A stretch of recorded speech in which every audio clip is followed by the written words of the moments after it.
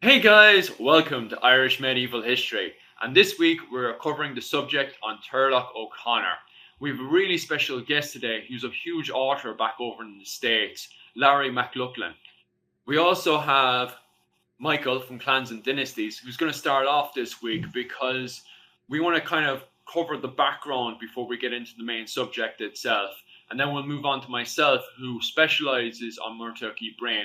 I actually did a tiny little paper on him when I was in university, just on my third year with Damien Bracken. So I know a good bit on Muirchertach Ua Briain. And then finally, when we have the last king taken care of by Turlough, who goes off and usurps the King of Ireland, we'll move on to the main subject itself with Larry today. First and foremost, thank you so much, Larry, for coming in. I know you have a super busy schedule writing books and doing plenty of work on bridges right now as well. So I am so grateful. Thank you so much for coming in today.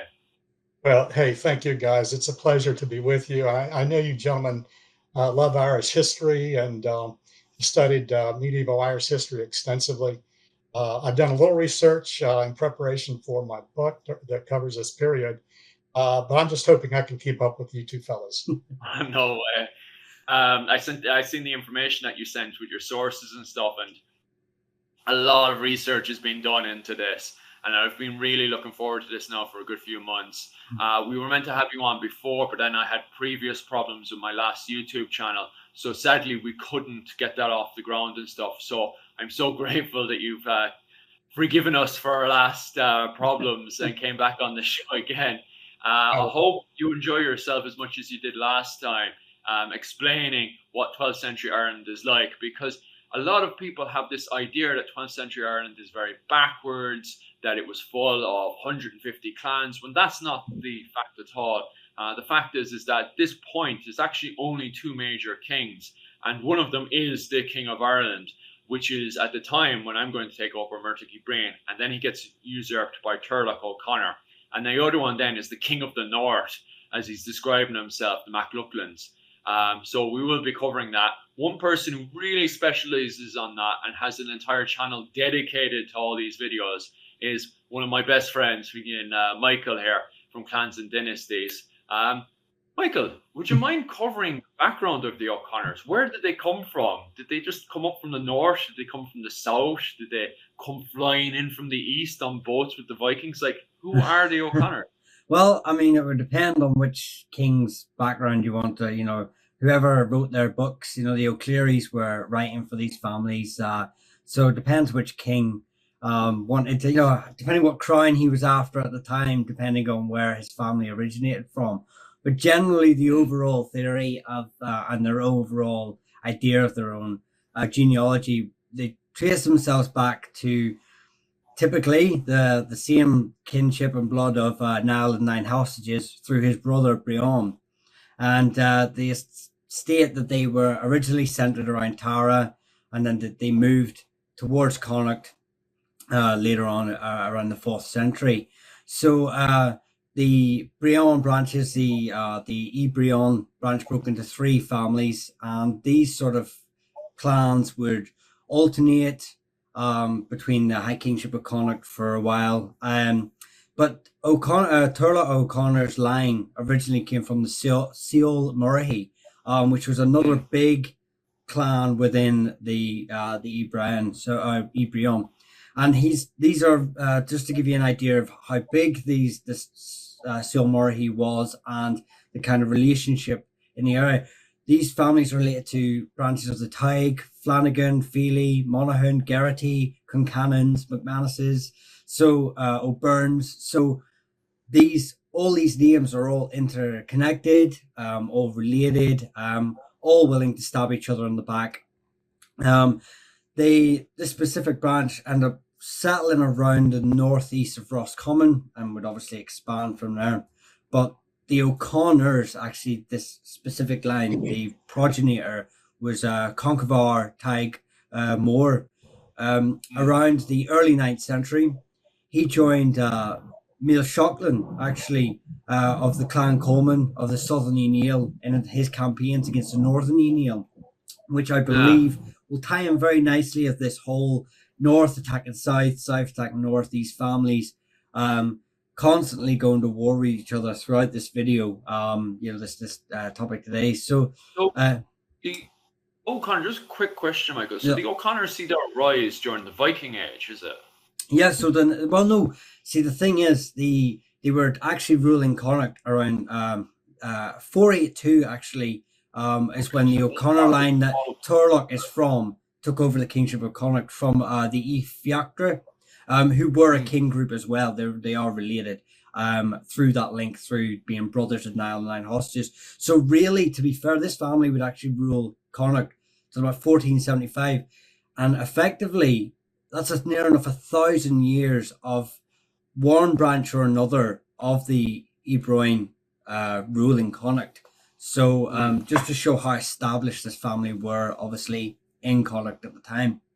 But the 9th century, we obviously see a lot of alliances with Muirchertach. The king Conchobar was actually had 2 wives who were related to Muirchertach. So there's relationships there, blood ties there, and old rivalries. And eventually, obviously, the O'Conors would spread all over Ireland, not related to the O'Conor Feelies, who would give their name actually to Offaly. They're not related to the Kerry or Connacht branches, but it would eventually go to the O'Conor Rose and the O'Conor Dons and Sligo O'Connor. So this family would be around right up, all through, Irish history until finally, obviously in 1088, Turlough is born to Ruaidrí of the Yellow Birches, and Conor OBrien was his mother. So, this is the start, obviously, of this king, and this is the kind of relationships the stories he would have been told, the family kinships he would have had. But as I said earlier, even the progenitor of the Seal Murray was actually killed by his kinsman, so these weren't, although they were related, they weren't friends. It's quite interesting because it really fits in, because by the time we get back into it, then the O'Briens have taken kingship back up again. They were usurped for a small period of time. So what's happened in Ireland, as we were just saying there, is that you had the Viking Age, and one person that would really boom out of the Viking Age was Brian Boru himself, who had unified the entire Ireland. And then, just to be extra cheeky about it, he declared himself in, what was it called again? Up in the north, your part of the country, Michael, up in the monastery up there, the monastic settlement, starts with an A. Armagh. He declared himself Emperor of the Gael. So, to be Ardrí wasn't good enough for him. He wanted to be Emperor, dominant over Ireland. Very Roman concept, which wasn't surprising because he was from the south of Ireland, down in Munster. Munster was very much influenced and very pro-Roman to start with, compared to the Ian, which are very traditional, very much sticking to the old Gaelic ways. So Brian Boru and the rest of the Southerners wanted to very much keep Ireland very European. They were very pro-European, and this is going to be a common theme throughout the medieval period, compared to the Ian, who were very traditional. So Brian Boru makes himself Emperor of the Gael. He passes away in 1014, and his son, Donogh, is meant to be King of Ireland, Donogh O'Brien, but then he ends up getting usurped by Diarmaid from the Kingdom of Leinster, Diarmaid MacMahon, who I'm actually doing a video next weekend on, because it's coming up to his anniversary of his death, the 950th anniversary, so his video will be coming out soon. He was King of Ireland for a bit until the O'Briens, once again, after his death, the O'Briens managed to swoop in out of nowhere. They've taken back the kingship now with Turlough O'Brien. And Turlough O'Brien declares himself, once again, to show off that he is as great as any other O'Brien. He declares himself King of Greater Ireland. And it's kind of a turning around and saying, hey, look, I don't need to take over the north of the country. I'm king of the greatest part of Ireland. So he literally, his title was King of Greater Ireland, where Larry, your side of the family are up in the north there and waving their fists and stuff and saying, we're kings of the north, no surrender, so on and so forth. Still standing up against the O'Briens, unconquered yet. And So Turlough Ua Briain, he dominates the south of Ireland for years until his son Muirchertach Ua Briain, head of the O'Brien clan, then takes over after his father, and he starts to modernise Ireland a good bit more, and he starts to make Ireland. Beforehand, a lot of people debate was there a separation between the Celtic, as they call it, more of a culture differences between Celtic Church and the Roman Church. At the time didn't really exist. People on the ground would have identified the two of them as just Christianity. However, historians later on would simplify this period and call it the Celtic Church and the Roman Church. And basically all it was that both sides had seen differences in, let's say, the date of Easter or the cutting of the hair, etc., so on and so forth. So there were different views of how the church should be run in Ireland compared to the church. But Muirchertach Ua Briain, just like many kings in Ireland, never identified himself separate to Rome, and in fact wanted Rome to be a part of Ireland. So what he decided to do, in a will of good faith, is in about 1111, he had given Cashel over to, which was at the time the capital of Ireland, he'd given that over to the church as a goodwill gesture to the church to say, look, we're all Roman Christian here. There's no Celtic church. There's nothing like that. We're not heretics. We're not heathens. We're all a part of the one system. He then declared Dublin the capital of Ireland, which it still is today. There is some periods of time where there's a flux of different capitals throughout Ireland during the Gaelic period, where there's a main centre for the Gaelic people of Ireland, the native people of Ireland, but it's mostly in the centre. Furthermore, Muirchertach, once again, compared to his father, which was happy enough to govern the greatest part of Ireland compared to that northern part that you two are from, Muirchertach Ua Briain thought that wasn't good enough. And when he had a slight disagreement with Magnus Barelegs at the time, the King of Norway. However, they had seen an agreement, and Muirchertach was to be seen as the King of Ireland. And to seal that agreement, Magnus Barelegs had identified Muirchertach Ua Briain as King of Ireland with a wedding between his son and their daughter. And then the two of them would push to bring a united Ireland together. So Muirchertach Ua Briain and Magnus Barelegs went up to invade MacLauchlan's again. However, they failed to do so. And Magnus Barelegs was actually ambushed and killed in Ireland.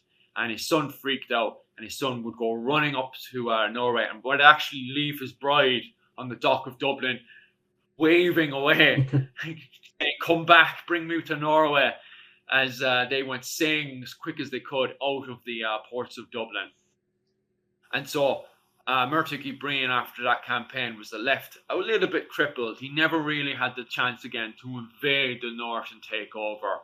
And this kind of brings us up to the point where we are now, where Turlough O'Conor, who was actually in the court of Muirchertach Ua Briain at the time, he was actually raised by Muirchertach Ua Briain and groomed with him to know the ways of warfare, the ways of politics.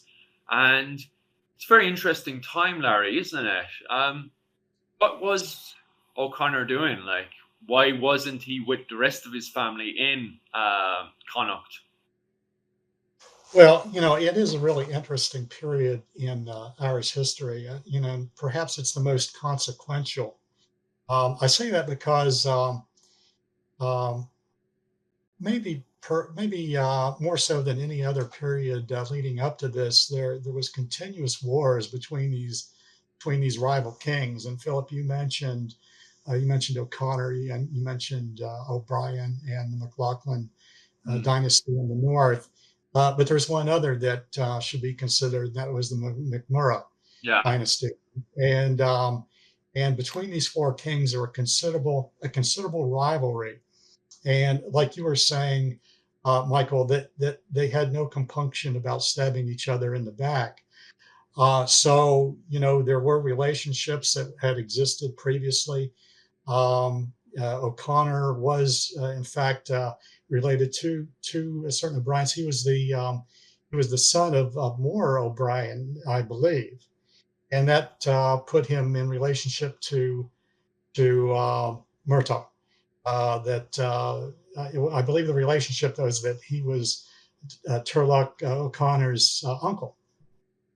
So at the time, to answer your question specifically, Philip, we have we have a rivalry taking place, in fact, in Munster itself, and that was between McCarthy clan and the O'Brien clan, and the McCarthys wanted to take rule over the southern half of Munster. Yeah. Desmond. Muirchertach was not going to have any of it, and he met McCarthy on the field of battle. So Turlough O'Conor brought to his aid his own army, the army of O'Malaichlin and the army of Turnan O'Rourke. And 4 armies came to face McCarthy on the battlefield. However, stabbing Muirchertach in the back, they had colluded and decided that they were going to support McCarthy and do so, as far as Turlough O'Conor was concerned, for the purpose of keeping the Munster divided. And this was something that you'll see over the ensuing years. Part of Turlough O'Conor's game plan was to divide kingdoms and to divide the rule over these kingdoms, to create conflicts between rulers and to keep them weak, to keep them divided. And this was something that he was doing in Munster to position himself, not to, when he met Muirchertach O'Brien on the battlefield, it wasn't to destroy him and his army. It was to, as I put it, send him into retirement. And again, so he had colluded with the other kings who were coming to his aid, and between them, they decided that they were going to send Muirchertach into retirement by creating this division in Munster. And this is, I think, the turning point where Turlough O'Conor really gained significant power. He was able to then proceed to make other incursions into other parts of Ireland. His alliances began to be reformed, and he was able to I think, successfully gain land and to show power over some of his rivals at that point. So I think one of the things that I want to keep in mind was that Turlough O'Conor saw this as an opportunity. Muirchertach O'Brien was sick for nearly 6 years leading up to this event, and had become weak in the house of O'Brien. His ability to rule was being weakened, and this was the opportunity that he was looking for by creating division, something that he did over and over again with other kingdoms and other rivals. I think it's interesting. This period, if I could get back to the point I was making originally, this period in Irish history is very consequential from the standpoint of the nearly constant wars that occurred thereafter through the remaining portion of the 12th century. It put incredible pressure on the island's population, and in my view, weakened it in the years leading up to the Anglo-Norman Invasion. I'd agree. We've covered this topic before with Rua Butler on the invasion of the Anglo-Norman invasion of Ireland, and the fact that so many things happened that just really fell into the Cambro-Normans' laps that allowed this sort of invasion to happen, from sheer bad luck to obviously political intrigue and warfare that was happening prior to it. So yeah, it's definitely something that, like you say, was very consequential to the. I did notice, obviously, his divide and rule. It was something that his son, obviously, Rory, would adopt later on as well. So, I think he learned from his his early mistakes of rebellion against his father, and learned that actually maybe politics is just as practical in rule as warfare. So it's a good point, sir. Yeah, most likely good chance, or maybe I'm just biased towards the O'Briens, but there's a good chance he could have learned that in Muirchertach Briain's court, because he was raised from Muirchertach Briain himself. He was actually fostered into Muirchertach Briain's court, and actually was raised in Muirchertach Briain's court, which is quite interesting, as we were saying there about the fact that it was Turlough O'Conor who actually put the knife right into his foster father's back, Muirchertach O'Brien's back, which is because previous kings at this point, it's very interesting, would have been either killed off, their eyes gouged out, their lower regions cut off, just to get rid of them, because if they had their lower regions cut off or their eyes gouged out or even killed, that's them. Obviously, if they're killed, disqualified from kingship. It's interesting that that doesn't happen to Muirchertach Briain. He's just kind of pointed into a monastery and told, look, get into a monastery by Turlough O'Conor. I think maybe you guys will agree or disagree with it. I think it's because of the relationship the two of them had. Maybe Turlough O'Conor wasn't a psychopath, a sociopath, and actually felt for Muirchertach Briain, his not just his foster father, but also his uncle as well, wasn't he? I think has a part to play. You got to remember, Muirchertach is the grandson of Brian Boru, obviously. And Brian Boru had the same policy very early on with telling leaders, Norse leaders like Sigtrygg the White, I believe, telling them to go to abbeys and just basically step aside, move out the way of his war machine. And this could be something that was obviously passed on through, family knowledge of like, you know what, there's another way to do this. We've always kind of been this way. And obviously with Turlough being fostered by his maternal uncle, it's something maybe that was instilled in him, like you said earlier, tying it in about when I said about politics, and you were saying as well with the O'Briens, that maybe this is, maybe this is all coming together where they're just sort of saying there is another way than just all-out warfare, and this is how you do it. Because not just remember that Turlough obviously had very early on in his reign, was very shaky. Turlough's father, was very shaky, and Turlough was very shaky because they weren't proven very early on to be very good military commanders. They got better, but very early on they weren't. So they could have adopted, seeing that there was another route that they needed to take apart from warfare. So all of this could have obviously combined together. Conjecture on my part, but I would say all these sort of things were tying together to eventually lead to make Turlough the man he is or was that day, Couple interesting things. You mentioned it, Philip. I think it was you that mentioned that Cashel, the Rock of Cashel, was to become a monastery as a gift from Murdoch O'Brien. I believe he had donated the castle.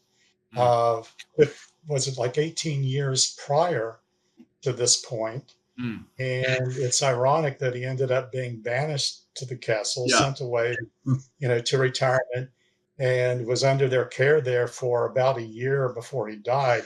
And then his body was sent to Killaloe for a burial, which I believe, correct me if I'm wrong, but I believe that was sort of the base of operation for Brian Boru, or his home.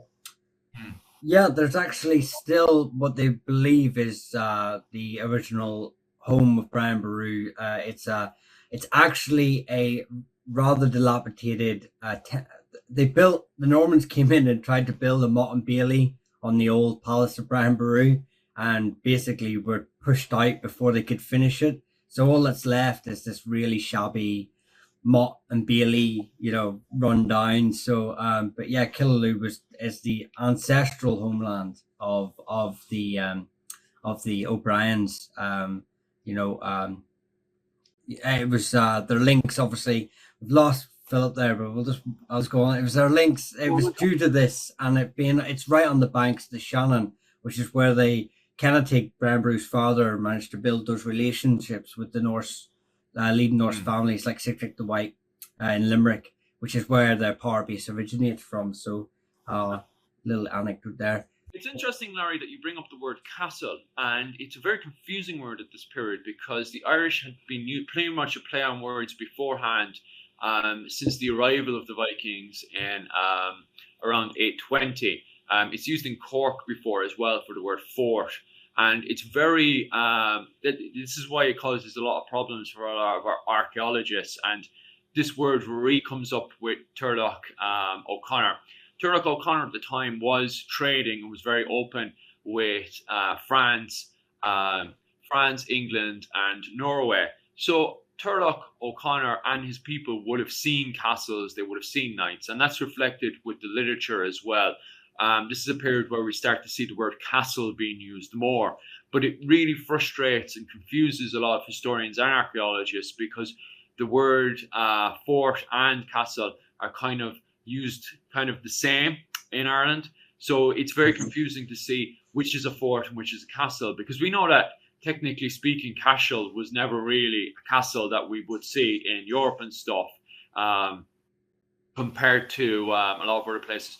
Cashel was more of a giant fort that was really difficult to break, but to the Irish, it would be no different. So you can see the word castle being used for Cashel and stuff. However, it's also interesting, and a lot of archaeologists and stuff do believe that Turlough O'Conor at this period, when he had usurped O'Brien, was starting to reinforce all the territories he took. So as an extra precaution, not only did he introduce divide and conquer, as we were just talking about there, where he would divide the lands, and then if anyone tried to usurp him, they would have to go through the rival in their territory, and then that rival would have to go through the next rival, so on and so forth. By the time they got up to Turlough himself to try to usurp him, they would already been burnt out.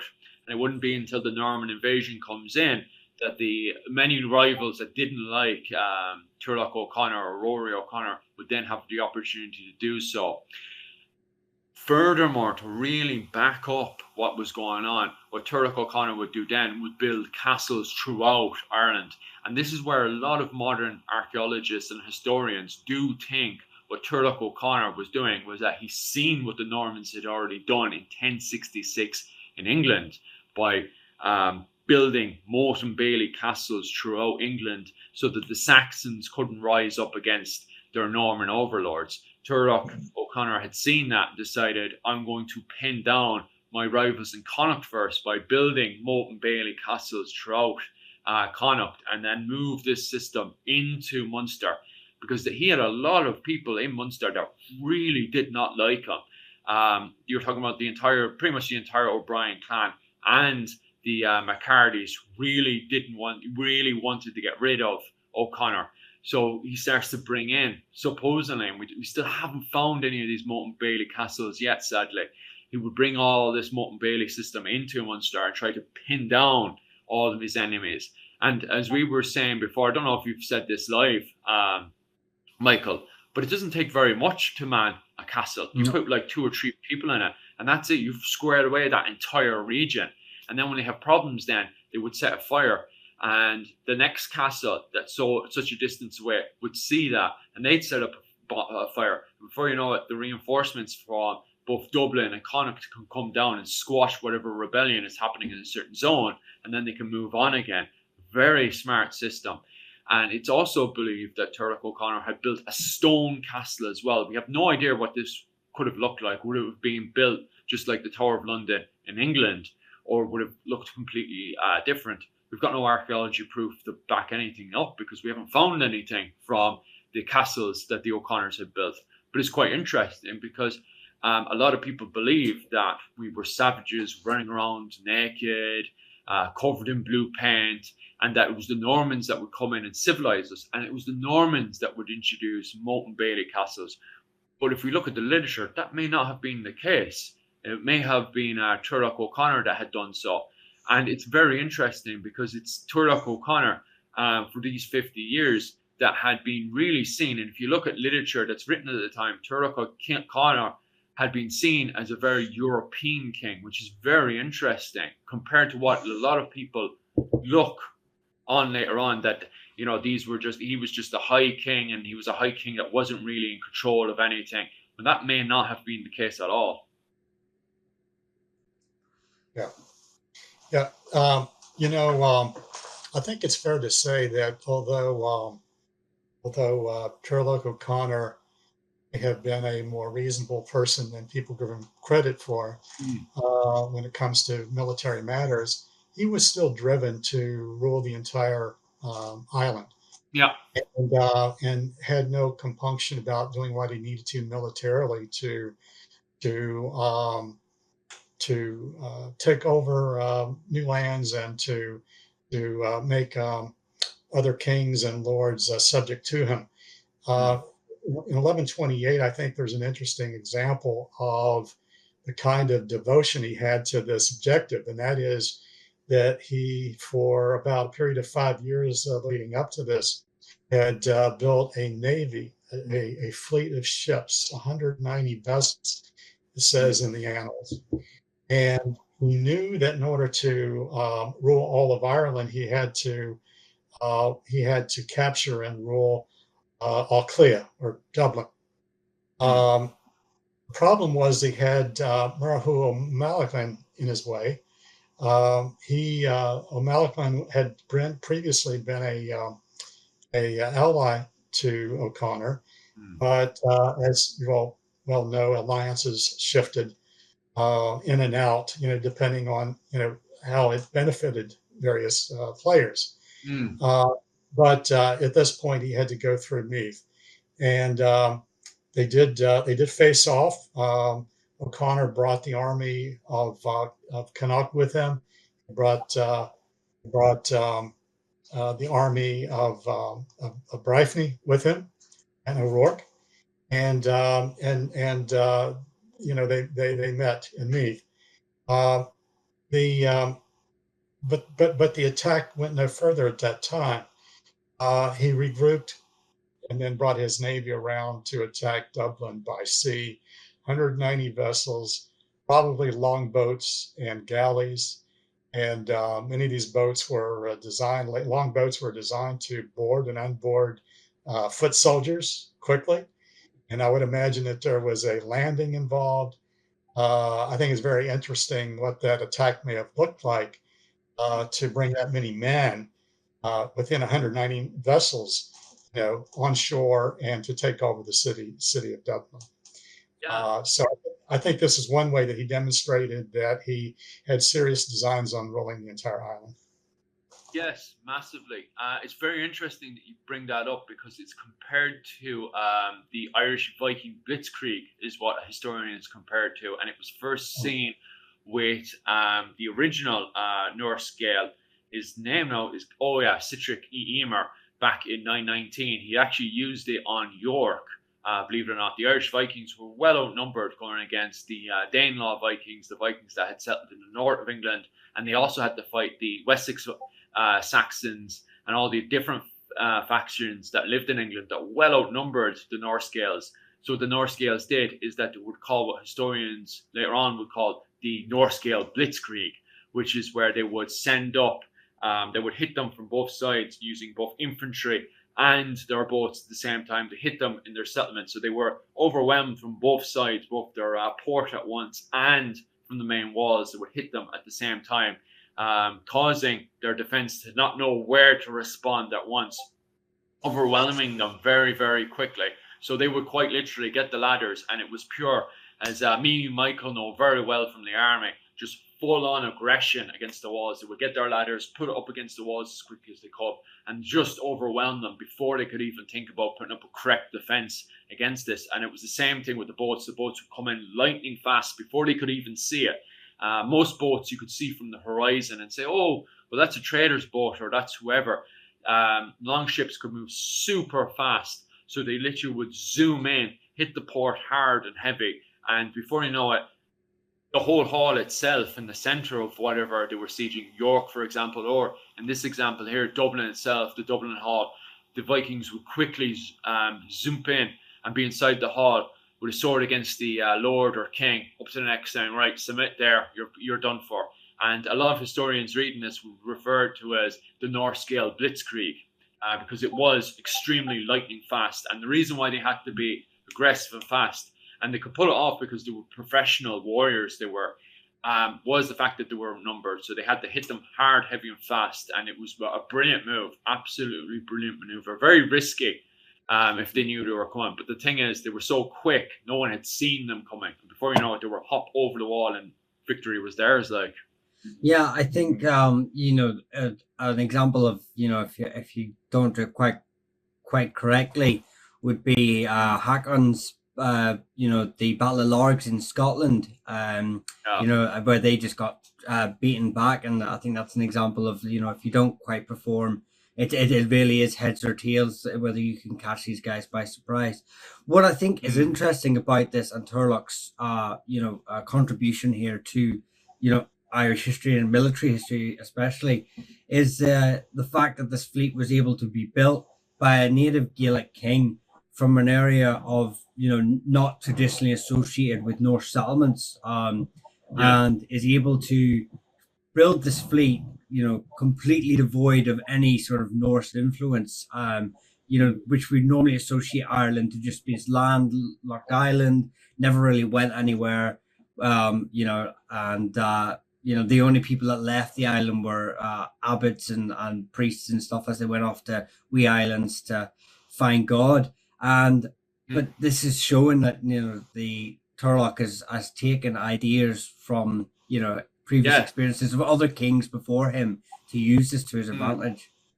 Not only do we see that in tactics, but we can see that with the Cross of Con as well. The Cross of Con is insanely Norse Gael. It's not Gaelic in design. The pattern and style we can see is fully Norse Gael. It's like something that was designed in a place like Norway or Dublin or even the Orkney Islands. This was 100% a Norse Gael sign. And at the time, it's also, he has a piece of the Holy Cross. And as we know, we have a lot of crusaders going in and out of the Holy Lands. I'm not quite sure. Maybe you guys could tell me if Ireland was involved with the Second Crusade. I know, all right, that in the First Crusade under Muirchertach Ua Briain, we did have crusaders, especially from the Isle of Man, who were pretty much the unwanted nobles of Muirchertach Ua Briain's court, were pretty much given the hint, look, go away. And so they went off and joined both the First Crusade and the Norwegian Crusade and went off. Now, there's no records of any of these guys surviving. I think the majority of them died in the Holy Lands during various sieges and stuff. I did have a video up previously. I'll have to fish it out now and try to put it together again and put it back up online, because it was an amazing video on Ireland in the First Crusade. But so far, I haven't come across any signs or hints. I'll do more research on it because I do find it very interesting. But I haven't seen any signs that Ireland was involved with the Second Crusade whatsoever. It would be interesting because the fact that there was a single piece of the Cross of Con shows that Ireland was still very connected all the way over to the Middle East, which wouldn't be too surprising because we have we're going into the period now of the Second Crusade. So it wouldn't surprise me at all if there is some kind of connection between Ireland and the Second Crusade. Maybe there isn't whatsoever, which, who knows? Interesting subject nonetheless. But yeah, it really does show that Turlough is more open than a lot of people would think, that because people think that Ireland is isolated, cut off, 150 petty kingdoms. And clearly, as we've been saying here, that's not the case in Ireland. Ireland is very modernized with castles.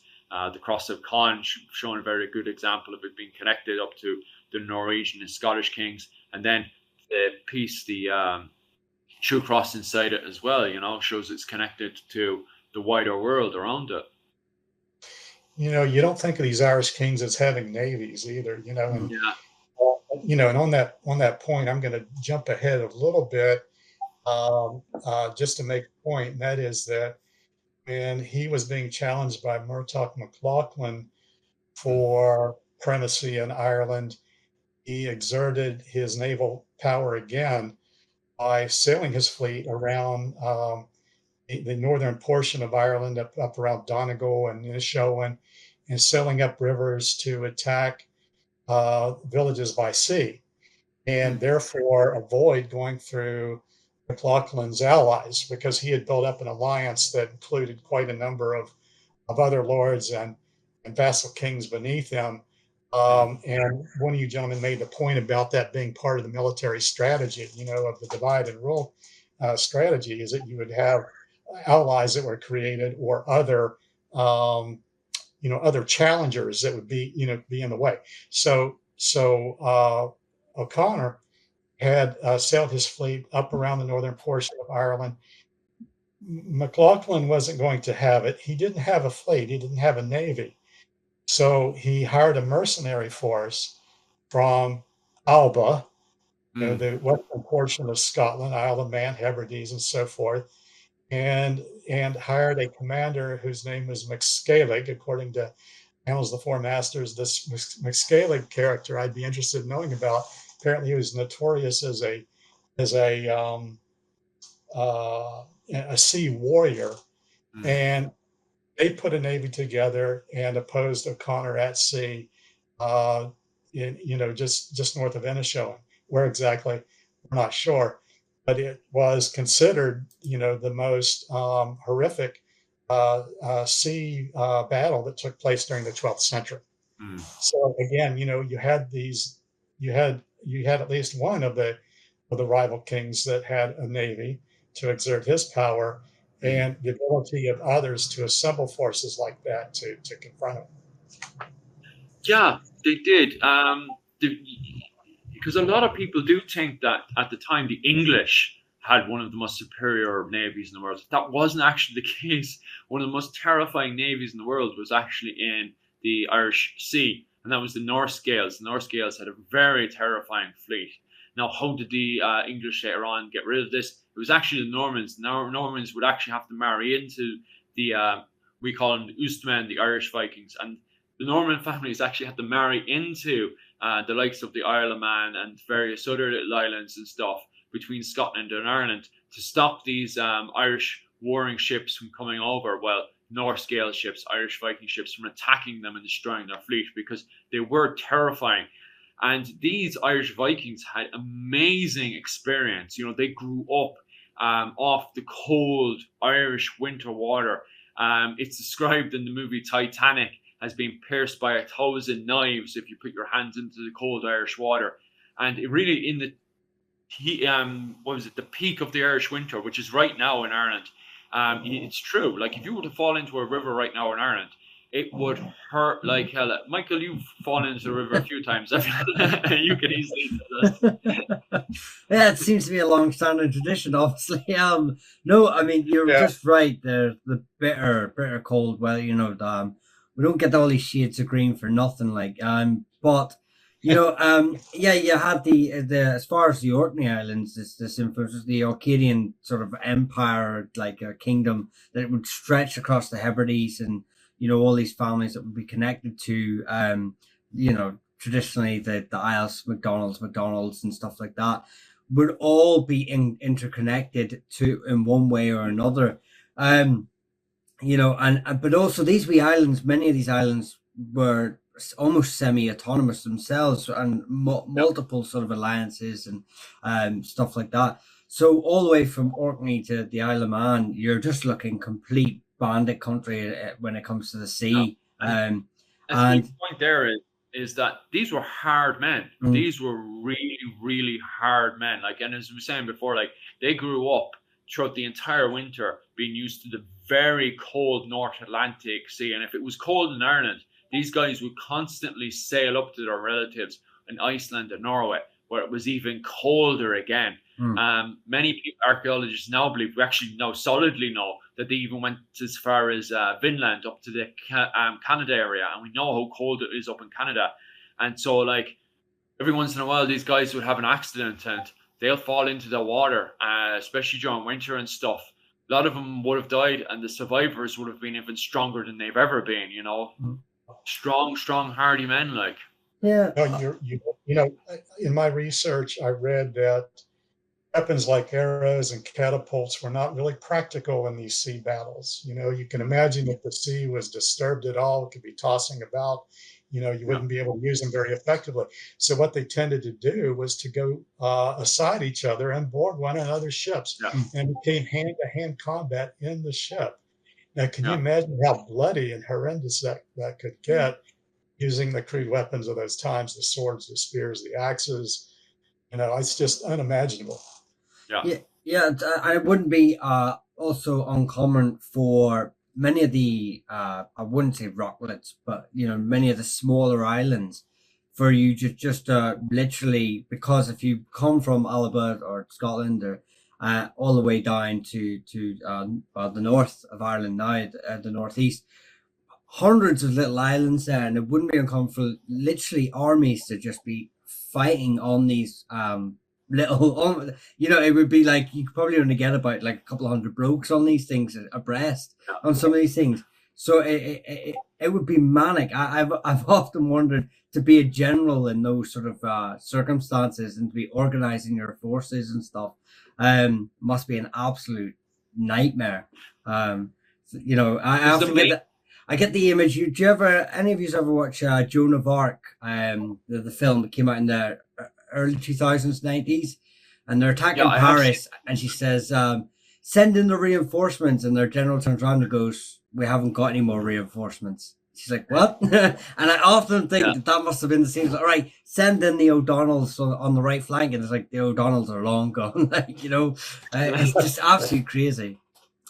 Yeah, they drowned. I would imagine there were more deaths by drowning than there were, dagger women or something. Oh yeah, definitely. Especially when you had the because my main point in this is that a lot of people do believe that the Irish didn't really have that much of a navy, especially against England, because obviously England won't be terrifying and so on and so forth. But that's not actually the case. At the time, Turlough O'Conor's navy was terrifying, and this was made of one of the most terrifying navies in the world. The Irish Vikings, which were tough, hard men, as we already explained there, from the Irish Sea constantly. If they were falling into the Irish water, they were rowing constantly with constant cold splashing on their face, so on and so.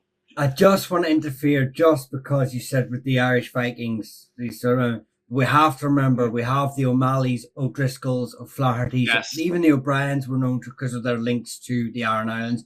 So this would have been a navy filled with seafaring families as well. Murphy is a great surname because it means, like sea battler or something like that. So these names would also, ships would also be filled with native Irishmen as well. Like, so, I don't want to give the Norse Gaels all the credit.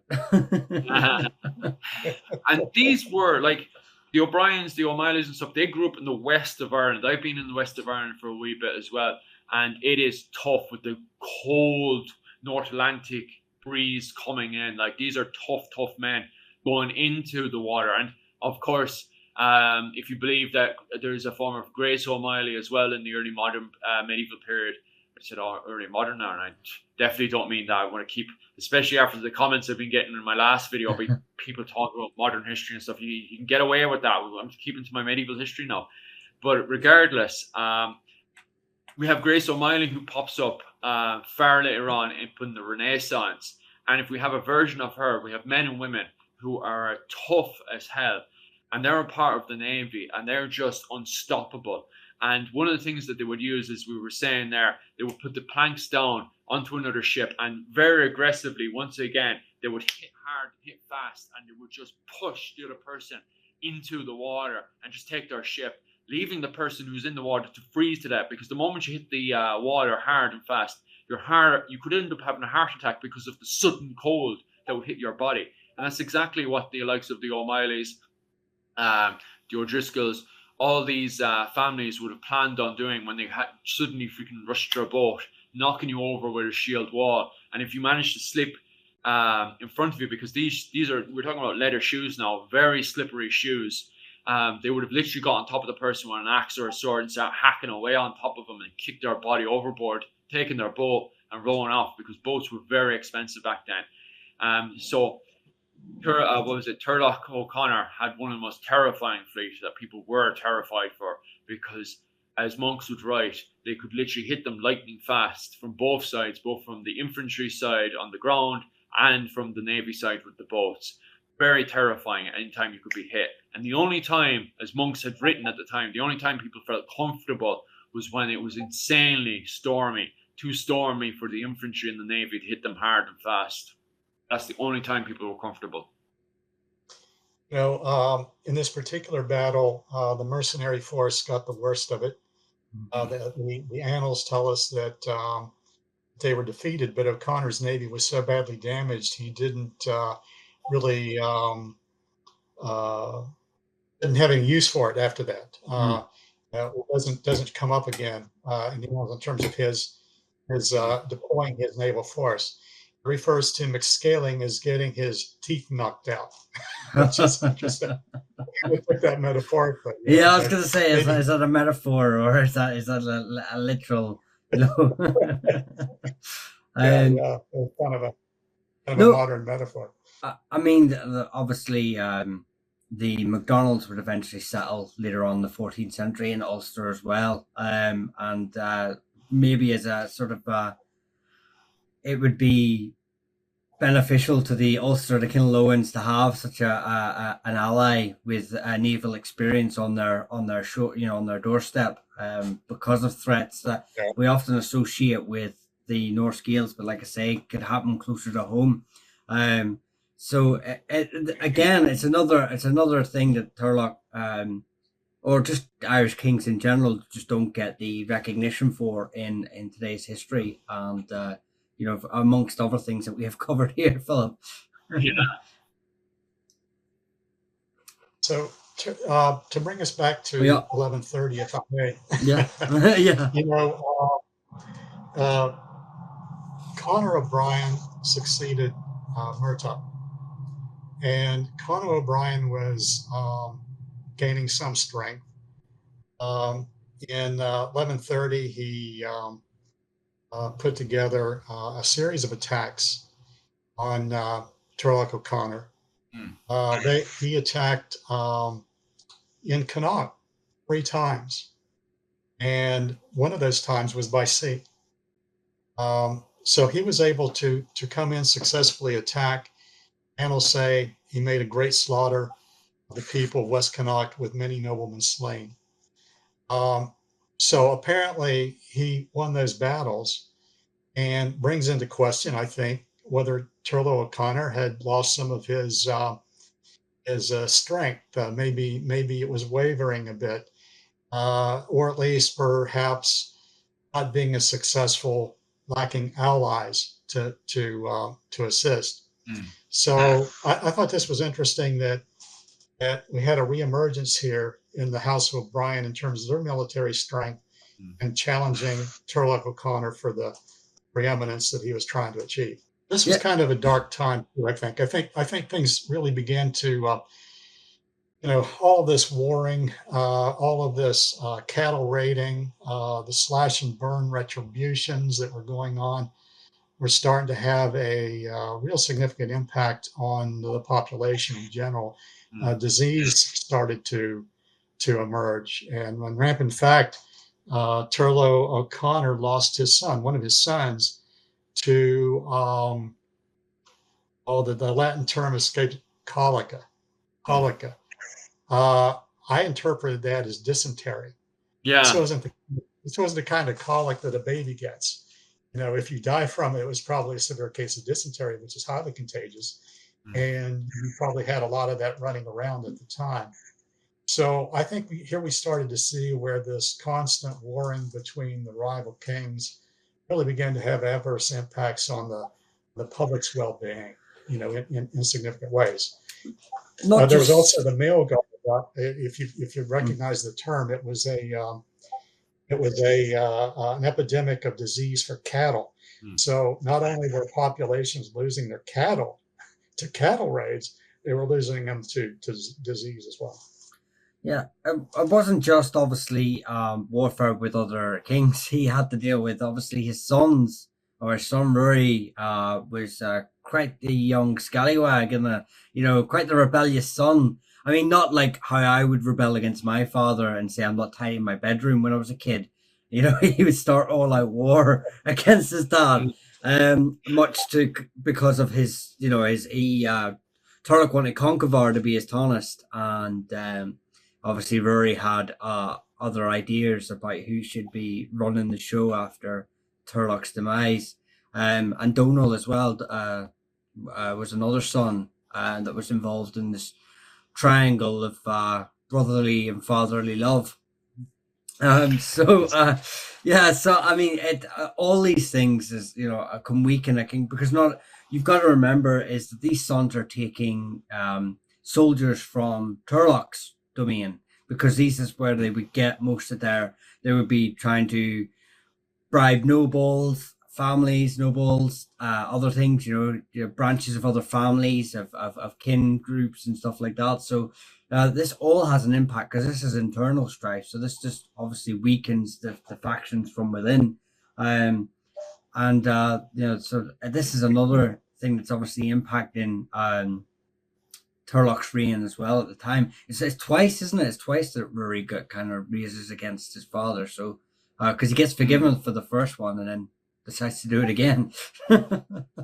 It's the same thing as well with England, just as we're going into the Norman invasion and stuff, which Rory O'Conor, because eventually Rory O'Conor does usurp his own father and take the crown. But later on, then we have Richard of Lionheart, who was doing the exact same thing to Henry II. He went off and usurped his own father for the crown, and it's just a common theme throughout Europe of even sons trying to usurp their own father to make sure they get the kingship and stuff. And that's really why we love medieval history. And to finish up there, because we pretty much covered the rise of Turlough O'Conor, and when it comes down to Turlough O'Conor, we could literally talk all day about him, especially with his war between the MacLaughlins, why Ireland had become more weakened, or even Ireland in the more, over and, interacting with other kingdoms and realms and stuff. We could talk about all these subjects all day. And Larry, I'd easily talk away with you for the rest of the night. Happy out. I think Michael has work tomorrow, probably. Yeah. No, I'm a kid, so. Regardless, I could talk this all night. Guys, if you enjoyed the show, please subscribe. I've been getting amazing views lately, but I've noticed I think 80% of you aren't subscribed to the channel, so please do so. All those subscriptions really do help. And if you really like the show and stuff, make sure to ring the bell button so you get notifications straight away about new episodes that are coming up. We mostly try to get the new episodes up every Wednesday and on the weekends, particularly on the Saturdays, so you can enjoy the videos on the Sundays. As always, guys, the feedback has been absolutely amazing. I've told people before, I'm not a fan of modern history. It's all right. There are parts I do enjoy, but I really enjoy medieval history, to be honest with you guys. And for the most part, you guys have brought some amazing conversations to the table. Had some amazing conversations about cattle raiding, all the way up to the various kings and the clans and stuff. Michael's been fully involved in the comment section as well, talking about various clans and stuff, because we just love talking about families. So make sure to leave your comments below. Any comments to Larry as well, make sure to leave them below as well, and I'll make sure to fast forward them over to Larry himself. Larry, thanks so much for coming on to the show. Huge fan of your book on the four kings of Ireland, set in the 12th century. That link will go below as well. It's an amazing book, guys. If you like anything we've talked about today, buy the book. It's absolutely amazing, and it covers far more than what we could cover in an hour. As we said already, we could easily talk about this all night, and we probably will after this, because I think we had a good bit of a chat last time. And I could talk about this now, and I have talked about this for pretty much all my life since I was 5 years of age, hanging out of castles and stuff. Other than that, guys, thanks very much. Oh, and one more thing. We have merchandise as well, as you probably already know yourself. That link will be below as well. Check it out. Check us up on Instagram. And if you really love talking about clans and dynasties and stuff, we're up on Facebook with Clans and Dynasties as well. So you have plenty of ways to chat away to us, like, guys. No excuses. Get on it and talk to me. I love talking about medieval history. I want to talk about medieval history now. Other than that, guys, all the best and see ya. Thank you.